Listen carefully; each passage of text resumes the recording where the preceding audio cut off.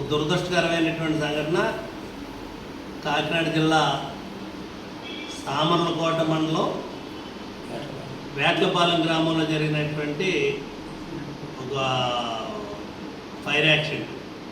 బాణసంచ తయారు చేసేటువంటి కర్మాగారం ఏదైతే ఉందో దాంట్లో మరి పేలుడు సంభవించి సుమారు 18 మంది చనిపోయారు. ఆ చనిపోయినటువంటి వ్యక్తుల యొక్క బాడీ ఎక్కడుందో, ఎవరు చనిపోయారో ఎవరు చనిపోరో కూడా తెలియకుండా అనేటువంటి పరిస్థితుల్లో అంత పెద్ద పేలుడు అనేటువంటిది జరిగింది. సుమారు ఆ చుట్టుపక్కల వాళ్ళందరూ మాట్లాడే దాని ప్రకారం చూసుకుంటే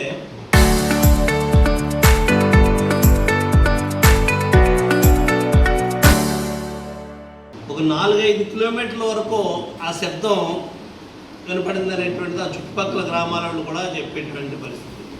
ఇది చాలా దురదృష్టకరమైనటువంటి సంఘటన. 18 మంది చనిపోవడంతో పాటు చాలామంది క్షతగాత్రులై ఉన్నారు. వాళ్ళకి హాస్పిటల్లో చికిత్స కూడా జరుగుతున్నటువంటిది. అంబులెన్స్లో వచ్చి హాస్పిటల్కి తీసుకెళ్లారు, చికిత్స జరుగుతుంది అనేటువంటి చెప్పు. ఇది చాలా దారుణమైనటువంటి దురదృష్టకరమైనటువంటి సంఘటన. దారుణమైనటువంటి సంఘటన ఎందుకన్నానంటే సేమ్ ఇదే విధానమైనటువంటిది ఒక సంవత్సరం క్రితం, సంవత్సరం అవుతుందా 8 నెలలు అవుతుందో, 7-8 నెలల క్రితం రాయవరం దగ్గర కొమరపాలెం జరిగినటువంటి సంఘటన. అది కూడా సుమారు 6 మంది 8 మంది చనిపోయారు. అప్పుడు కూడా అక్కడ కూడా 10 మంది వరకు చనిపోయారు అక్కడ కూడా. అంటే ఈ ప్రభుత్వం ఏం చేస్తున్నట్టు అంటే ప్రభుత్వం కాపలా ఉంటుందా అని అడుగుతారేమో మీరు. కాపలా ఉండి తీరాలి. నిబంధనల ప్రకారంగా వాళ్ళు ఎవరు నడుపుతున్నారో లేదనేటువంటి చూడాలి. ఒక సంఘటన జరిగినప్పుడు ఒక పెద్ద కమిషన్ వేసి ఎక్కడి నుంచో హైదరాబాద్ ఇది అమరావతి నుంచి ఒక కమిటీ వచ్చి విచారణ చేసి ఇక్కడ చేసినటువంటి సంఘటన చూసాం. రాయవారిలో సెక్రటరీ స్థాయిలో ఉన్నటువంటి వ్యక్తులతో ఒక కమిటీ వేసానని చెప్పి అన్నారు. ఆ కమిటీ ఇచ్చినటువంటి రిపోర్టు ఏ విధమైనటువంటి రిపోర్ట్ ఇచ్చింది, ఆ రిపోర్ట్ని భవిష్యత్తులో ఏ విధంగా ఇటువంటి సంఘటనలు జరగకుండా చూసుకోవాల్సినటువంటి దానికి ఏం చర్యలు తీసుకున్నారు మీరు? ప్రభుత్వం యొక్క అసమర్థత కాదా ఇది? ప్రభుత్వం నిర్లక్ష్యం వల్ల జరుగుతున్నటువంటిది. నిన్న పాల్దాలు చనిపోయారు, ఈవేళ ఇక్కడ జరిగింది, మొన్న రాయవారిలో జరిగింది. రాయవారిలో జరిగినటువంటి సంఘటన తర్వాత మీరు ఏ విధంగా దీని మీద ఈ ఫైర్ యాక్సిడెంట్ల మీద చర్యలు తీసుకుంటారు? అంటే దానికి మీరు చెప్పేది ప్రభుత్వం బాధ్యత వహించవలసినటువంటి అవసరం లేదు. ఇక్కడ ప్రభుత్వం నిర్లక్ష్యం కాదా? మీ అధికారుల నిర్లక్ష్యం కాదా? నిబంధనలకు అనుకూలంగా ఈ ఫైర్ యాక్సిడెంట్ అనేటువంటిది జరిగినటువంటి మానసంద తయారు చేసేటువంటి కర్మాగారాలు ఏవైతే ఉన్నాయో వాటిల్లో ఏ విధమైనటువంటి నిబంధనలు పాటించమని చెప్పేసి అన్నారు మీరు. ఎందుకు ఈ విషయం చెప్తున్నానంటే రాయవరం మేము వెళ్ళినప్పుడు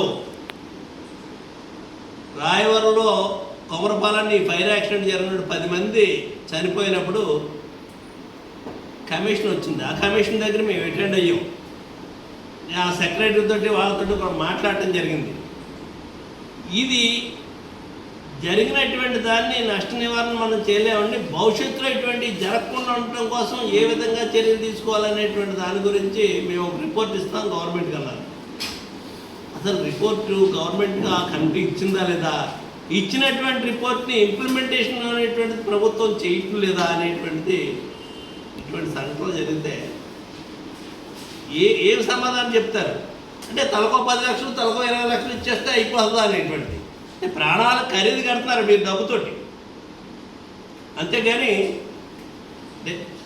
ఇటువంటి ప్రమాదాలు అనేటువంటి ఏ ప్రభుత్వంలోనూ జరుగుతాయి సర్వసాధారణం.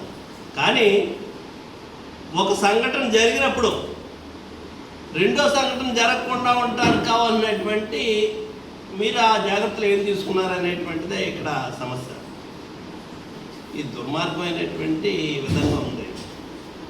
ఎంతసేపు మీ అమరావతి పోలతోటే సరిపెట్టేస్తున్నారు అంతే. ఇక్కడ ఆ పోలవరంతో ఈ పోలవరం మీద అమరావతి మీద ఉన్న శ్రద్ధ ప్రజల ప్రాణాల మీద కానీ పరిపాలన గాలి వదిలేసారు మీరు.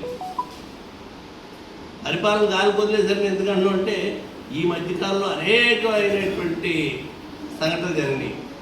అక్కడ హాస్టల్లో ఫుడ్ పాయిజన్ అయ్యి మనుషులు చనిపోయారు శ్రీకాకుళంలో. అది ఒక వారం రోజుల రూపులోనే అవుతుంది. నిన్న పాలు తాగాలంటే భయంగా ఉంది. ఏదైతే మీరు చేస్తున్నటువంటి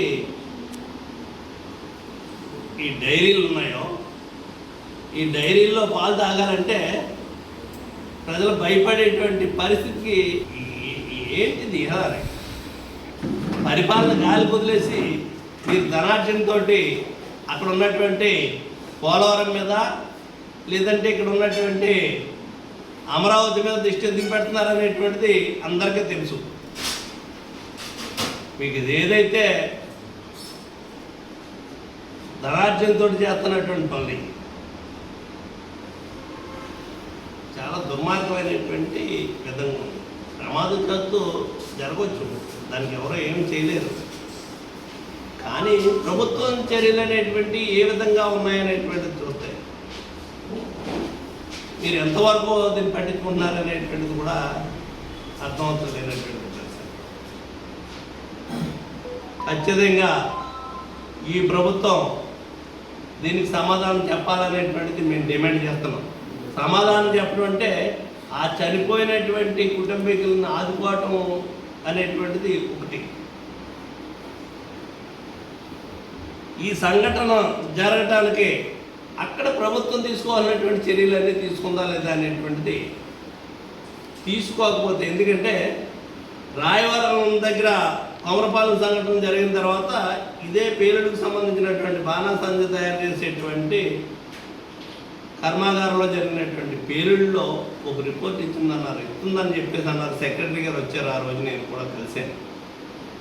మరి ఏ విధంగా ఈ ప్రభుత్వం పనిచేస్తుంది అంటే ప్రజల కంటి తుడుపు కింద ప్రజల్ని మభ్యపెట్టేటువంటి దానికే పనిచేస్తుంది తప్పితే నిజంగా ఈ ప్రభుత్వానికి చిత్తశుద్ధి లేదనేటువంటిది వైఎస్ఆర్ పార్టీ తరఫు నుంచి ఈ ప్రభుత్వాన్ని నిలదీస్తున్నాం అనేటువంటిది ఈ సందర్భంగా తెలియకొస్తూ ఆ చనిపోయినటువంటి కుటుంబాలకి వైఎస్ఆర్ పార్టీ తరఫు నుంచి ప్రగాఢమైనటువంటి సానుభూతిని తెలియపరుస్తున్నాం.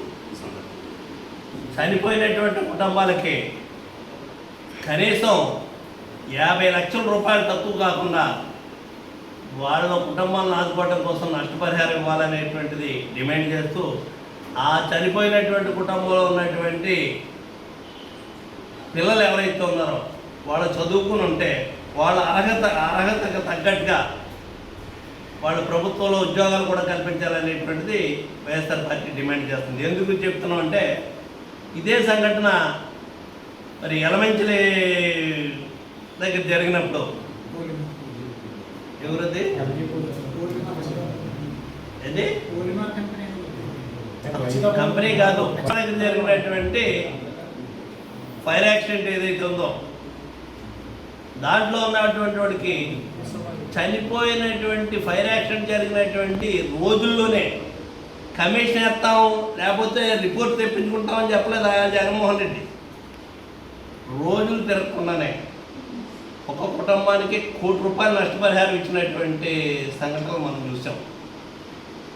ఆ విధంగా ఈ చనిపోయినటువంటి వేట్లపాలలో జరిగినటువంటి దుర్ఘటనలో చనిపోయినటువంటి కుటుంబాలందరికీ కూడా ప్రతి కుటుంబానికి 50 లక్షల రూపాయలు నష్టపరిహారం వాళ్ళకి చనిపోయినటువంటి వాళ్ళ కుటుంబాలను ఆదుకోవడం కోసం వాళ్ళ కుటుంబంలో చదువుకుని అర్హతను బట్టి వాళ్ళకి ప్రభుత్వం ఉద్యోగాలు కూడా కల్పించాలనేటువంటిది ఈ ప్రభుత్వాన్ని మేము డిమాండ్ చేస్తున్నాం.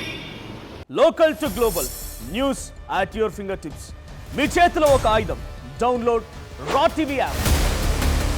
Media legend Ravi Prakash is back.